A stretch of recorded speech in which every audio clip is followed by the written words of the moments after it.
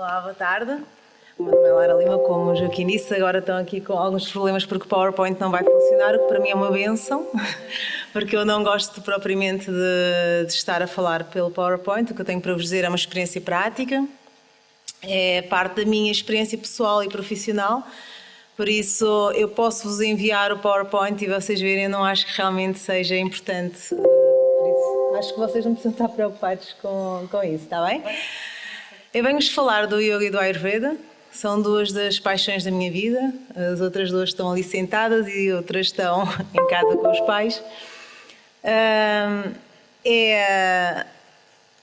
uma relação que para mim é evidente. Não tem como haver um professor de yoga que não saiba da Ayurveda e não tem como haver um profissional, um terapeuta Ayurveda que não saiba do yoga.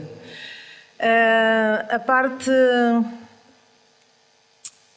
mais apaixonante desta simbiose, desta relação, é que os dois almejam a mesma coisa, que é a consciência de que nós somos um com o cosmos, de que existe uma vida que pulsa dentro de nós e que deve ser respeitada e que deve ser ouvida, e que tem coisas densas, como a questão dos asanas, questões físicas, e tem aspectos mais subtis, como a nossa mente, as nossas emoções, a nossa digestão e a nossa forma de viver e de experienciar a vida humana.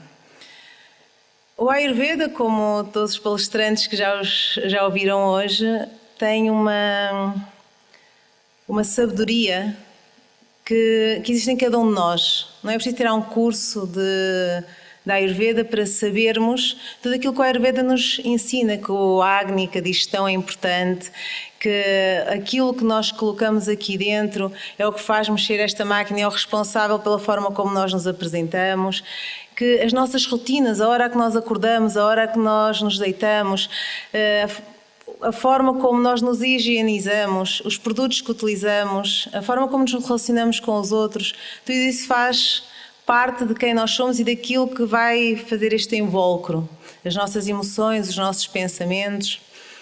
E o yoga é a ferramenta mais... posso baixar isto? Parece que não estou a ver. E o yoga é a ferramenta que nós temos mais densa para chegar a toda a gente, para explicar isto na pele, para as pessoas poderem sentir. O yoga é bem mais do que asanas. Já estava a ver o pessoal olhar. O yoga é bem mais do que asanas, é pranayama, são yamas e niyamas, as restrições, as prescrições, os comportamentos, é a parte da consciência, da união com o todo, feita de uma forma mais prática e objetiva, que na nossa sociedade vem através de aulas de asana. Eu não sei quantos aqui é que são praticantes de yoga, poderiam levantar a mão? Então. E professores?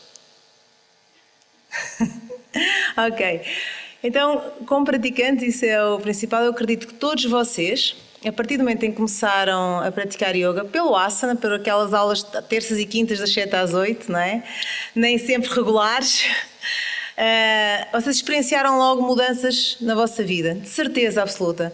Não foram só as físicas, mas as físicas foram aquelas mais objetivas, não é? Aquelas que nos levaram até lá. Mas de repente há aquela vontade de começarmos a cuidar mais de nós, de tomarmos mais consciência de como é que está o mundo, como é que é o mundo lá fora, se está sol, se está frio. Se calhar até pratico a Ashtanga, o meu professor falou das luas, então eu começo a perceber que a minha disponibilidade e a minha disposição mental e emocional variam de acordo com os ciclos lunares e não só porque eu sou mulher.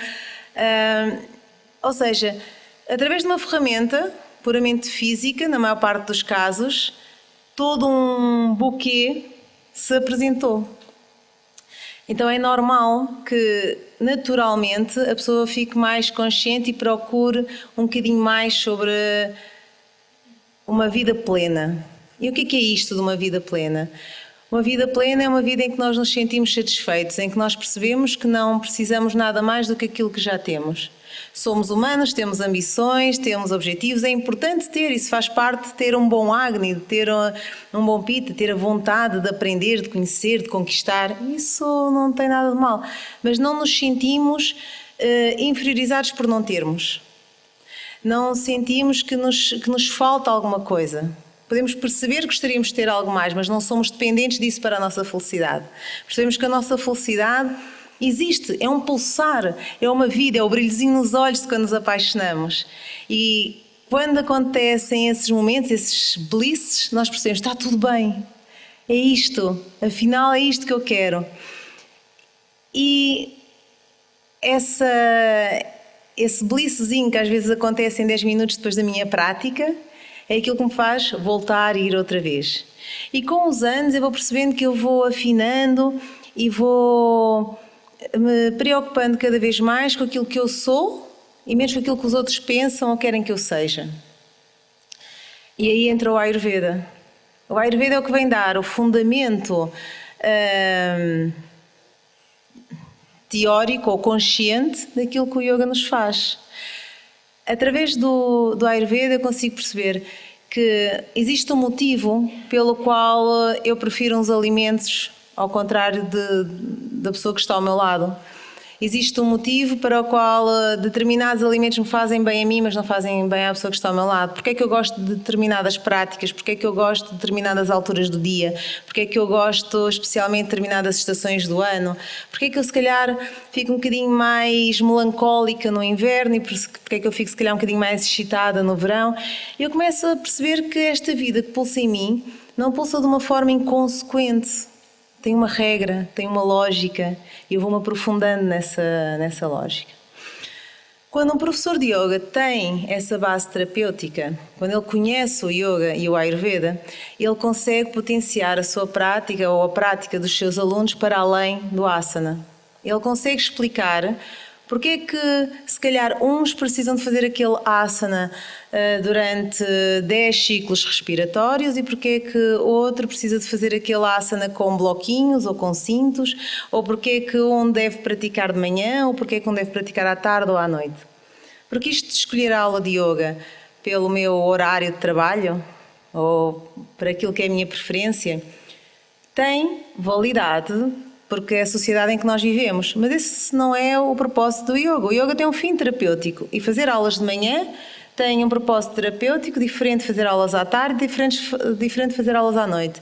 Então, se eu sou professor de yoga e eu conheço a Ayurveda, eu sei que a minha aula, a aula que eu vou planear de manhã, tem objetivos diferentes da aula que eu vou planear à tarde, da aula que eu vou planear para o fim do dia. Das formas mais fáceis de explicar isto é através do relógio, que nós chamamos o relógio do Ayurveda. Sabem aquele símbolozinho da paz, o Y? Coloquem esse símbolozinho num relógio. Das 10 às 2, seja da manhã, seja da noite, é um horário pita. É um horário em que predomina o fogo. E como nós vimos pela palestra anterior, o fogo é o sinónimo da digestão. Das 10 às 2 da tarde é a digestão dos alimentos que nós ingerimos, é uma hora de ingestão dos nutrientes. E então o meu fogo digestivo vai estar mais alto, eu vou-me sentir mais acalorada, vou-me sentir mais enérgica.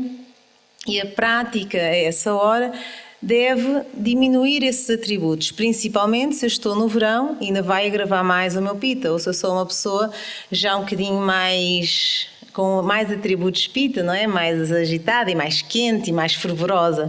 Então, a minha prática da hora do almoço deve ser uma prática que vai predominar um pranayama ou uma disciplina respiratória mais refrescante, que os asanas vão ser de pé, que vão permitir a fluidez e o arejamento e a transpiração de uma forma fluida. Vai ajudar-me a acalmar a minha mente e a recuperar para o resto do meu dia de uma forma mais serena e calma. Se a minha prática é entre as 2 e as 6 da tarde, que é um horário predominantemente vata, em que predominam os atributos do frio, do leve, do ágil, do móvel, então eu sei que a minha prática de yoga deve ser uma prática que contraria esses atributos. Quem é que faz geralmente uma aula assim entre as 2 e as 6 da tarde? Sim, pela minha experiência, médicos e enfermeiros que trabalham por turnos e podem não estar a trabalhar nesse turno e vão, pós-partos, que têm essa disponibilidade, e pessoas já reformadas. Todos eles com agravamento vata, que vão fazer aula num período vata. Então eu tenho mesmo que trabalhar de forma a trazer um bocadinho mais de estabilidade naquele momento. Então eu vou trabalhar o Nadi Shodhana, a polaridade respiratória, eu vou trabalhar asanas de enraizamento, eu vou trabalhar um Yoga Nidra mais profundo, mais nutritivo, de forma a que aquela pessoa se sinta abraçada, menos agitada, menos ansiosa. Se a prática de yoga vai mais ou menos entre as 6 e as 10 da noite, o final da tarde, que é um período kapha, é um período em que predomina o frio, o peso, a densidade. Eu vou procurar retirar esses atributos, ou pelo menos diminuir um bocadinho. A minha prática deve ser mais leve, deve aquecer, deve criar calor corporal. E isso é mais ou menos aquilo que nós vemos. Nós vimos de um dia cansados de trabalho, vamos fazer uma prática à noite. Se a prática for uma prática pesada e se for uma prática em que eu não mexo muito e não crio calor corporal, eu vou ter frio, eu vou sair da prática com aquela sensação que só me apetecia morrer no sofá quando eu chegasse a casa. Então só vai agravar o estado em que eu estou. E se eu sou uma boa professora de yoga e se eu conheço a Ayurveda, eu sei que eu vou preparar ou potenciar a minha aula para que os meus alunos se sintam bem, que tenham a melhor performance depois daquela prática. Então eu vou fazer uma prática mais leve, eu vou fazer uma prática com mais movimento, que aqueça, e eles vão se sentir energizados. Mas eu também tenho que ter em consideração que é um período kapha de fim do dia, que eles vão voltar para casa, e por isso eu não quero que eles vão demasiado excitados, senão ninguém dorme à noite, né? A menos que seja uma sexta-feira, como eu digo aos meus alunos, e que toda a gente vai fazer uma saída noturna, então convém estabilizar um pouco. Então basta eu fazer um Yoga Nidra, uma meditação, um pranayama, no final para acalmar um pouco, mas sem criar a sensação de peso. Então, esta é a parte em que o Ayurveda entra dentro da sala de aula, através do professor de yoga, e que permite que a prática do yoga sirva na nossa sociedade ocidental exatamente para aquilo que ela foi desenhada, com o seu potencial terapêutico, com um propósito terapêutico. E eu não preciso de estar doente para a prática ter um potencial terapêutico. Eu preciso de perceber que a prática é para potenciar toda a minha energia, toda a minha luz, tudo aquilo que eu posso ser, e que naturalmente com a oxidação dos meus dias e com o dia-a-dia da sociedade moderna vai ficando mais difícil de mostrar. Por outro lado, quantos daqui são terapeutas? Não precisa ser terapeuta Ayurveda, tá? Massagistas, de reiki, terapeutas reiki. Ok. Quando alguém chega à nossa consulta, nós sabemos que uma das questões das pessoas é: o que é uma consulta Ayurveda? O que é que se baseia? Nós dizemos: uma consulta Ayurveda é uma avaliação geral da pessoa, e depois vamos prescrever um plano alimentar, um dinacharya, que é uma rotina diária, dizer aquilo que a pessoa, quais são os atributos que são predominantes, quais é que ela deve ter cuidado, qual é o agravamento, como é que nós poderemos cuidar desse agravamento, e depois passamos para as terapias para diminuir os desequilíbrios. E das terapias consta sempre então o plano alimentar, a adequação do dinacharya e a prática do yoga, e depois as massoterapias que forem, ou fitoterapia, whatever. E lançar, tem que praticar yoga. Mas porquê? Qual o tipo? Porque não é praticar por praticar, não é que o yoga vá mudar alguma coisa apenas pela sua prática. Se ele for adequado para aquilo que aquela pessoa precisa, ele tem um potencial terapêutico gigante.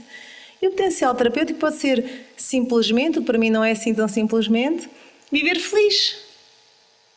Viver tranquilo, viver de bem com a vida. Descobrir o amor, descobrir a paixão, descobrir outra vez o brilhozinho nos olhos sem ele estar dependente de alguém que está ao nosso lado. Ficar feliz porque simplesmente existe, há um novo dia. E todos os dias há esta excitação do peixinho da Dora, do peixinho do Nemo, vocês conhecem?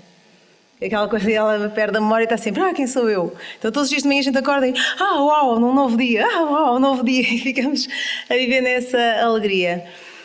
Porque se a prática for isso, a prática não vai ser uma dependência, mas vai ser uma necessidade.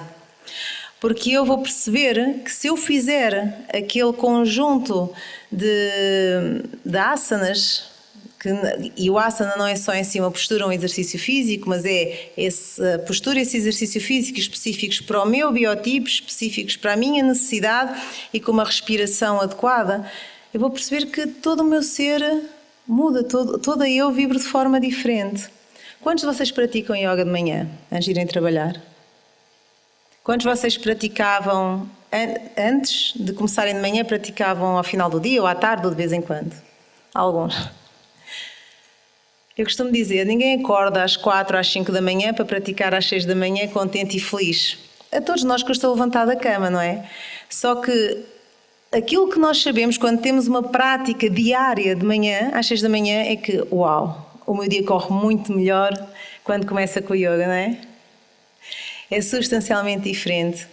E porquê? Porque antes do dia começar, antes do mundo acordar, antes de eu ter que estar para os outros, eu estive para mim. Eu estive consciente do ser que sou. Eu estive consciente das minhas necessidades, das minhas capacidades. Eu não vou já condicionada para o meu dia porque recebi um mail enquanto estava na casa de banho, ouvi o meu Facebook e fiquei logo nervosa. Não, eu percebo em silêncio como é que eu acordei hoje. Qual é a vida que habita em mim hoje, aqui e agora?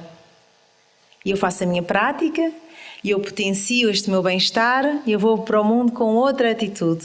Eu já cuidei, sou capaz de cuidar dos outros. O meu tempo duplica. Às vezes as pessoas perguntam, então mas como é que tu tens tempo para tudo? Para praticar, para meditar, para trabalhar, para ter os miúdos? E eu costumo responder, quem faz meditação e quem pratica yoga tem mais tempo.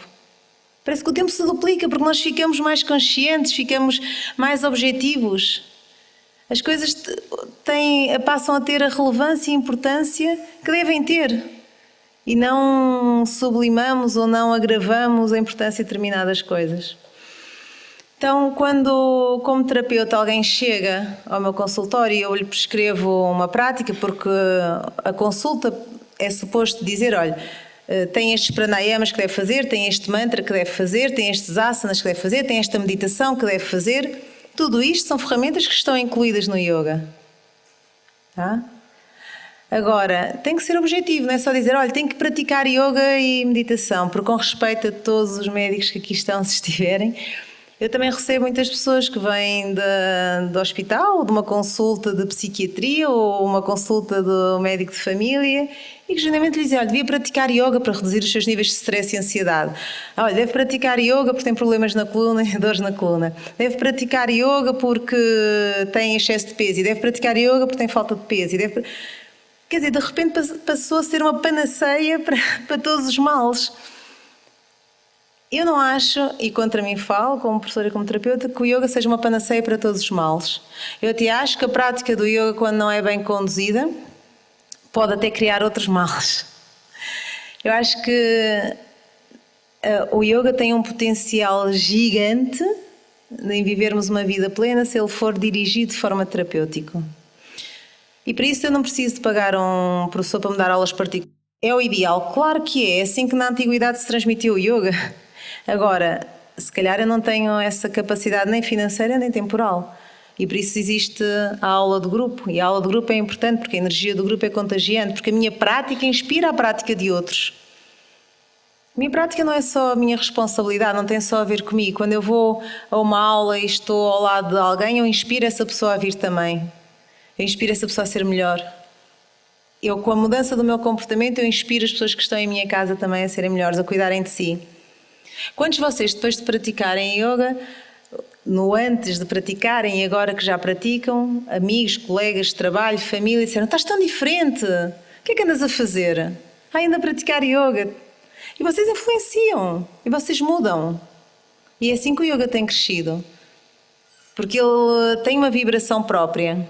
Ele nos faz bem, ele é uma linguagem natural para o nosso corpo. Mas quando nós temos a sorte dele vibrar. Porque também há muitas pessoas que vão experimentar yoga e dizem, eu detestei. Mas na verdade a pessoa não detestou yoga. A pessoa detestou a abordagem daquele professor. Não é que o professor seja mau, mas não falou a linguagem dela, ela precisa de procurar outra pessoa.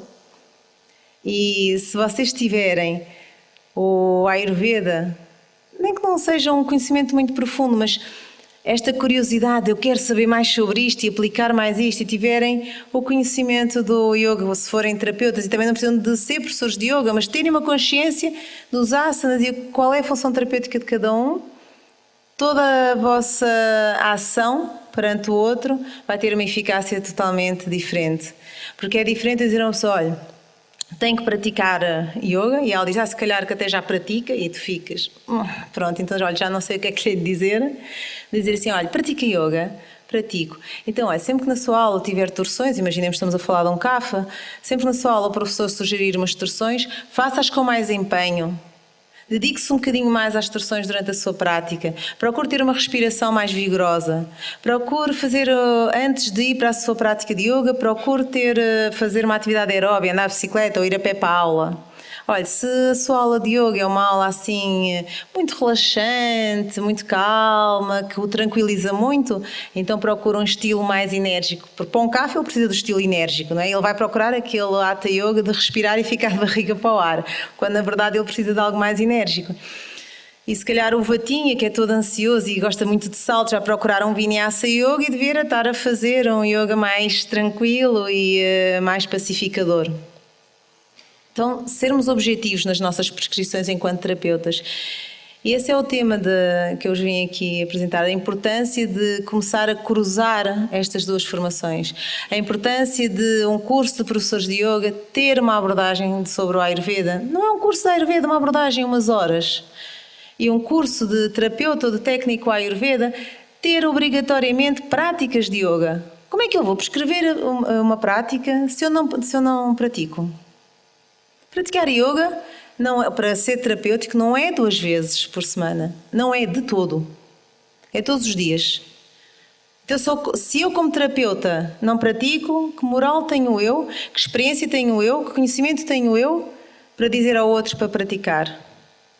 Porque ninguém pode dar aquilo que não tem. Vocês não podem inspirar uma pessoa a praticar yoga todos os dias se não o fazem. Por um motivo muito simples, porque ela vai-vos apresentar justificações para não o fazer, que vocês vão achar, como são iguais às vossas, que são válidas. Porque eu tenho os miúdos em casa. Porque eu não consigo acordar essa hora. Porque a minha vida não me permite. Todos nós temos isso. Agora, se eu disser assim, pois olha, imagino, quantos filhos tem? 2. Olha, eu tenho 4 e consigo. Olha, se calhar não estou a dizer que tem que sair todos os dias e ir para o seu shala todos os dias, mas em casa acorda antes dos miúdos acordarem e faz 10 saudações ao sol. Que bom! Vai começar o seu dia de uma forma diferente. E se eu sou professor de yoga e aconselho a fazer uma consulta Ayurveda ou ter cuidado com aquilo que a pessoa come ou qualquer outro tipo de moral e depois a pessoa sai do shala ou vai sair à noite e vê o seu professor de yoga que lhe diz para ter comportamentos positivos, a fumar, a comer uma francesinha e sei lá, fazer outra coisa qualquer, vai ser um bocado incongruente, não é? Então começarmos a despertar para essa necessidade e para percebermos que falar do potencial terapêutico do yoga, falar do Ayurveda enquanto uma forma de estar, mais do que uma terapia, uma forma de viver plena e saudável, não é recorrer à consulta ou às terapias quando estamos doentes. É vivermos do Ayurveda. Vivermos assim no nosso dia-a-dia. É claro que depois elas são tão irmãs na sua relação que se eu pratico yoga, naturalmente eu começo a acordar mais cedo, naturalmente a minha dieta alimentar muda, naturalmente o meu pensamento muda. E isso é o que o Ayurveda vos vai dizer na consulta, o Dinacharya. Olha, vai ter que acordar mais cedo, vai ter que mudar os seus hábitos alimentares. É uma simbiose, não tem como haver uma sem a outra. Quando as duas se unem, o potencial das duas na nossa realização pessoal é gigante. E vai de encontro, não sei se vocês já ouviram falar, aos 4 propósitos da experiência humana, os Purusharthas. Já ouviram falar? Alguém já ouviu falar? Não? Os Purusharthas são os 4 propósitos da vida humana. Porque é que nós viemos para cá? Então tem a ver com o nosso Dharma, aquilo que nós viemos cá realizar, porque quanto eu sei, ninguém veio cá de férias, todos nós temos um propósito específico, todos nós temos uma missão específica. A nossa prosperidade, a nossa riqueza, e a nossa riqueza não é só a nível de dinheiro, é também, obviamente que é também, mas é também a nossa prosperidade a nível de saúde, de família, de amigos, de bem-estar, o prazer que temos pelas coisas, o prazer que temos pela vida. Aquela história de... uma das perguntas que nós fazemos na consulta Ayurveda é se a pessoa é feliz, porque isso mostra-nos o estado do Agni dela, do estado de saúde dela. E as pessoas dizem, sou mais ou menos. Eu não percebo isso. Eu não percebo como é que alguém é mais ou menos feliz. O que é mais ou menos? Não há mais ou menos feliz. Não sou feliz ou não é feliz. E depois as pessoas dizem-me, Lara, mas ninguém é feliz todos os dias. Eu, bolas, então... Em que dias é que é feliz? Às terças e quintas, das 2 às 6? É só feliz quando pratica yoga? É só feliz quando está em casa? Não é assim. Agora, estar feliz também não precisa de ser estarmos excitados e com um sorriso e a gargalhar o dia inteiro. É estarmos neste estado de contentamento, de plenitude, vida plena. Tudo está perfeitamente bem. Tudo está na mais perfeita ordem. Às vezes dói. Às vezes acontecem coisas que nós não estamos preparados para aceitar. Às vezes morre alguém que nos é próximo, ou o nosso carro avaria, ou ficamos sem dinheiro para algo que queremos comprar, ou perdemos um namorado. Mas daí até isso condicionar a nossa felicidade, há que pensar sobre isso. O propósito do yoga e do Ayurveda é percebermos que a vida é mais do que isso, que a vida é plena e que é normal esta transição entre estados, só que são só estados, não são eu não sou feliz, ou eu sou feliz mais ou menos. Não, eu sou muito feliz, mas hoje estou a ter um dia mau. Este está a ser um mês muito mau, vou telefonar para o meu astrólogo porque Saturno deve estar na área. Qualquer coisa assim, tá? E a última das realizações, a libertação, moksha. E a libertação é o quê? A libertação é a libertação dos constrangimentos, desta nossa... ilusão de que precisamos de algo para ser felizes. Moksha, a liberdade, é percebermos que somos livres. Ainda no outro dia, eu vou partilhar aqui algo que me disseram, ela não está cá, no workshop que eu dei de manhã, a Carla falou do marido dela como o seu companheiro de felicidade, e a partir de hoje eu vou falar de Sérgio como o meu companheiro de felicidade. Como eu costumo falar com o meu companheiro ou melhor, como ele partilhou no Facebook no outro dia, quando nós perguntamos se tu és rico ou tu não és rico, e nós dizemos, eu não sou rico, eu tenho uma casinha assim, eu tenho um carro assim, eu vivo bem, mas... E vocês já perceberam, já viram que nós parece que estamos presos àquilo que nós possuímos sem possuirmos, porque não vamos levar connosco, não é? Os nossos filhos depois para terem aquilo quando nós morrermos vão ter que pagar para voltarem a ter aquilo que nós conquistamos. Mas nós somos donos de rios, de montanhas, de mares, de água, de todo um zoológico que existe lá fora sem ter que pagar, de mil e uma culturas, de mil e uma formas de ser e de estar, e não percebemos que isso é nosso. Nós só percebemos que isso é nosso quando nos tiram. Agora vamos privatizar a água. Não, a água não é nosso direito. Sim, mas já tinhas percebido isso antes, já és dono de tanta água imensa, vai lá usufruir. Agora, ser dono não significa que podes levar para casa ou pôr lá uma tableta a dizer que é tua, não é? Isso é moksha. É quando nós percebemos e estamos livres destes condicionamentos que nos apegam a este corpo físico e achamos que nós somos isto, em vez de percebermos o tanto que somos. E essa é sim, 2 minutos. Eu estou super pontual. Este era o último slide que vocês não viram. Mas que se eu vos enviar por mail vocês vão perceber. Está lá um homenzinho assim com um tiro ao arco a falar dos puros chartas. Pronto, é isto. Se vocês funcionarem com o yoga e com a Ayurveda, mas de forma honesta, não é ir fazer uma consulta e dizer eu sei qual é o meu dosha. Não é importante. O dosha é aquilo que decai. Tá? Ou dizerem eu pratico yoga 2 vezes por semana e pratico há 14 anos. Não, eu pratico há 20. Não é importante, vocês não vão fazer troca, no final a morte não bate e diz assim, olha, agora está na hora de vir. Não, mas olha que eu pratico yoga há 20 anos e eu não parto, eu tenho aqui um valo para mais 50 anos. Não é assim, tá? Então, sejam felizes, aproveitem a vida da melhor forma e o yoga ajuda a ver isso melhor. O Ayurveda dá uma ajudinha para chegar lá mais rápido e isso é tudo o que importa. Ok? Namastê.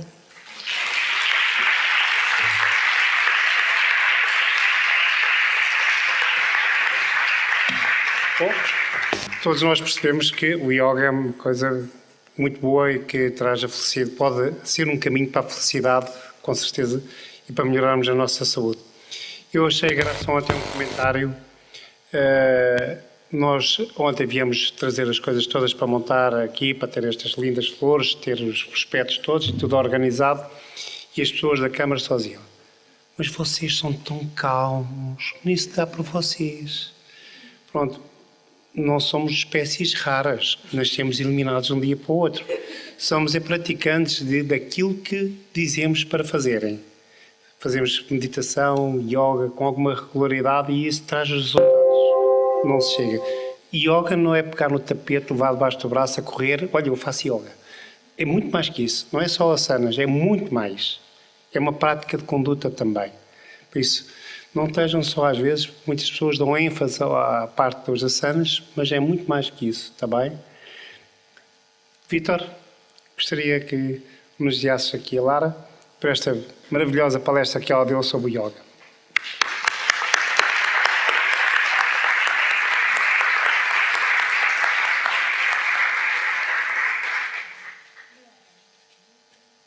Deixem-me só dizer-vos uma coisa. Eu acho que não preciso de microfone, graças a alguns anos de profissão. Acho que tem uma boa projeção de voz. Ver o Vítor entregar-me este seja, e o convite do Joaquim e da Mayur significa muito, porque quando nós começamos não se falava da Ayurveda. E quando eu comecei a praticar yoga não havia isto de vamos juntos. Isto dá-nos uma força. E é tão bom nos juntarmos, e eu sou uma pessoa que reclamo bastante, isso é bastante difícil, eles sabem disso, e reclamei tantas vezes por umas coisas que foram feitas, mas também há que ver que bolas, está aqui um excelente trabalho, parabéns, está aqui muito esforço, estão aqui muitos anos e muitas pessoas a vibrarem disto para transmitir, e transmitam isto. Mostrem que vale a pena, que não é normal viver mais ou menos feliz, que não é normal achar que a prática de yoga está condicionada a enrolar um tapete ou às leggings ou a workshops. Tem muito que eu adoro, eu vendo-os e tenho ali o meu contacto se vocês quiserem, mas não é isso. E com a Ayurveda não é um dosha, não sabemos o nosso dosha por fazer um questionário pela internet, não se faz uma consulta da Ayurveda, vive-se uma vida da Ayurveda. E o Ayurveda e o Yoga só têm uma coisa, é vivam felizes. Nós estamos aqui, uma vida é tão pouco. Eu disse no workshop 110 anos e estava lá uma médica que me disse: não, dá para ser 120. Não foste tu, não é? Ainda foi a Carla que disse: nós estamos projetados para os 120 anos. Eu, pronto, mas eu não conheço ninguém com 120, tá? E já ouvi uns rumores de alguém com 110, precisamos partir do princípio que isto corre para toda a gente. Mas 110 anos, uma Oliveira com 110 anos é uma jovem, não é? Por isso, vamos aproveitar o nosso potencial máximo, este planeta maravilhoso que temos. As pessoas maravilhosas que nos envolvem, as ferramentas que nós temos para viver uma vida plena e feliz. E como o Dr. Reguei diz, vivam isto por amor a vocês mesmos e não por amor à natureza, porque a natureza não precisa que ninguém o proteja. Ela vai cá ficar e nós vamos todos bater a caceleta. Por isso, vivam por vocês, vivam bem felizes, não se arrependam de nada. Tá?